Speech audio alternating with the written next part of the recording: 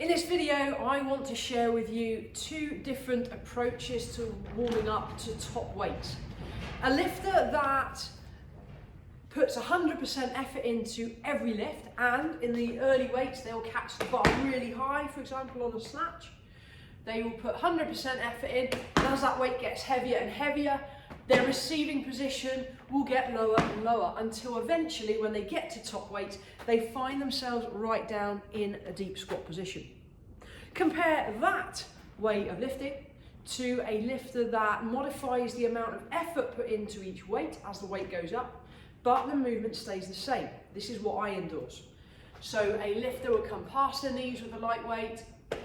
They would still hit extension, they would still drop into a solid receiving position, and then as the weight increases, the movement remains exactly the same. The only difference is the amount of effort, the amount of power generated from the legs, from the lower body, increases gradually as the weight gets heavier. Now, let's have a look at both schools of thought. I'm going to share with you reasoning for both, and then really it's up to you which way you go and which way you think is most sensible. Let's go with option one, where a lifter always puts 100% effort in, and as the weight gets heavier and heavier and they can't generate enough height, they then drop lower and lower gradually. In this example, in my view, a lifter is expending way too much energy on the light weight. So by the time they get to top weight, they've already done maybe 7 or 8 sets of lifts where they've expended maximum amount of power. There's only so many opportunities you have as a lifter to generate maximum power.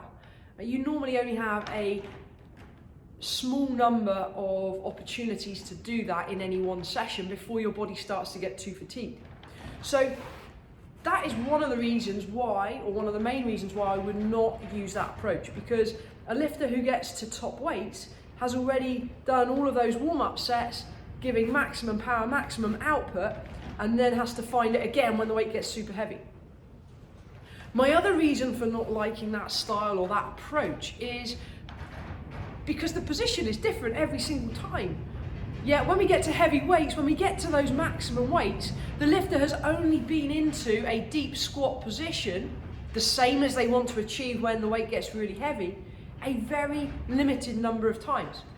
So for me, I don't think that lifter is properly warmed up into that position. And from experience of having competed at the highest levels, been in so many training halls and warm-up rooms, and now commentating on the highest level, I often see lifters that take that kind of approach are generally, and I am talking generally here, less consistent on the heavier weights. And I believe that it has a huge amount to do with the fact they haven't really spent enough time in the same position warming up. Now let's flip to the other way of thinking, and this is what I endorse, which is to regulate the amount of power, the amount of effort that you impart on the bar as the weight goes up.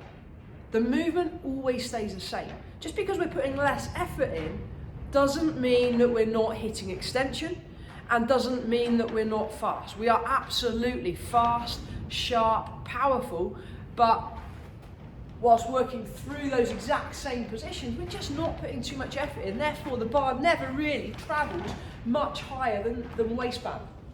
So when my arms are long and loose, you can see that the bar would be around waist height, but the power generated from the legs will then determine how high that bar continues to travel. If I put loads of effort in, of course that bar's going to come all the way up here.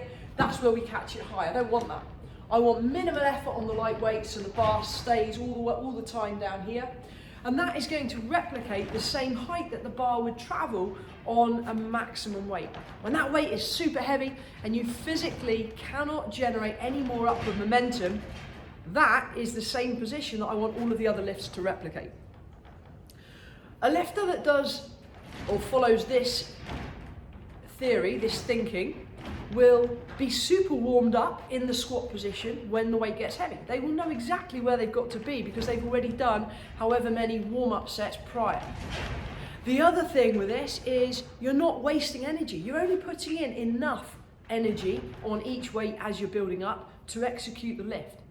So you're giving it just enough to be able to get underneath, to receive it confidently in a deep squat position. This kind of lifter, when they get to top weights, is going to be building up and up and up and up with the effort, and they're now ready to give it that 100%. They've progressively built up the power, and the chances are when they get to probably a couple of weights beforehand, they'll already be pretty much at maximum power. They then step onto the platform with that extra adrenaline, that extra rush from the environment that's been created, and they can do that a few more times. I doubt very much whether myself as a lifter or the lifters that I coach would be able to generate that 100% maximum power output on every single warm-up weight.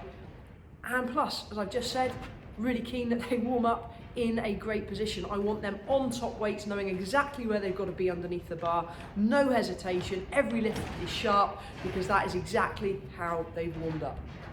Look, I'm going to leave you with that school of thought. 2 ideas there, 2 ways of approaching a bar, 2 ways of approaching how to progress to top weights. I know which one I think is best. I've given you my reasoning. I wonder which one you go for. Make sure you are subscribing to my YouTube channel. Feel free to put your comments below. And hey, these are just my opinions. What works for one person may not work for somebody else, but I'm quite passionate in what I do and what I believe, and that's why I'm sharing it with you.